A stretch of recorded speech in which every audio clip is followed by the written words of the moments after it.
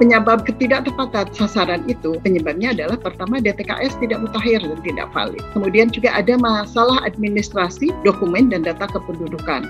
Lainnya adalah kesalahan penentuan sasaran. Ini masih terjadi nepotisme antara si pendata atau penentu di level lokal ya dengan rumah tangga penerima. Kemudian juga ada memang kesalahan dari sumber datanya itu sendiri. Kemudian masalah lain adalah ada bantuan yang terlambat disalurkan. Contohnya adalah penyaluran PKH dan sembako dilakukan secara bertahap karena mengikuti pemadanan data antara data yang ada di dalam penerima program atau dalam DTKS dengan data NIK. Kemudian yang berikutnya adalah ada warung yang memang tidak menyediakan sejumlah paket itu. Karena itu terjadilah keterlambatan. Kemudian khusus dengan BST, ini memang terlambat. Bantuan Mei, Juni itu baru disalurkan pada Juli 2001.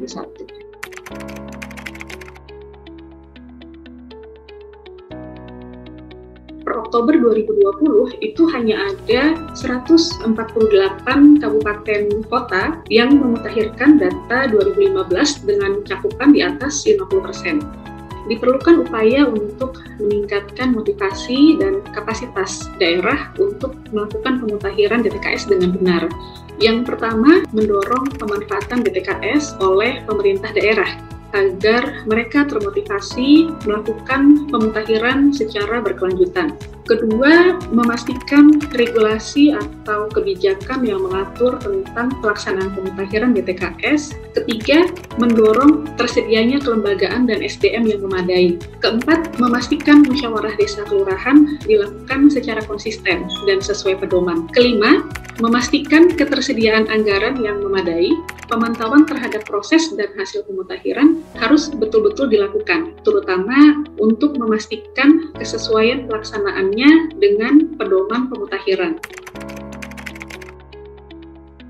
Selama di masa pandemi ini, masalah bantuan sosial itu semakin krusial. Kita harus bertindak cepat, tetapi hambatan bertambah.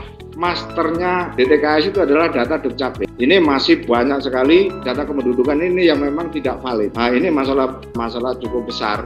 Tapi ini sampai sekarang masih jadi acuan. Nah, kami berharap DTKS ini ada satu penanganan yang secara terintegratif.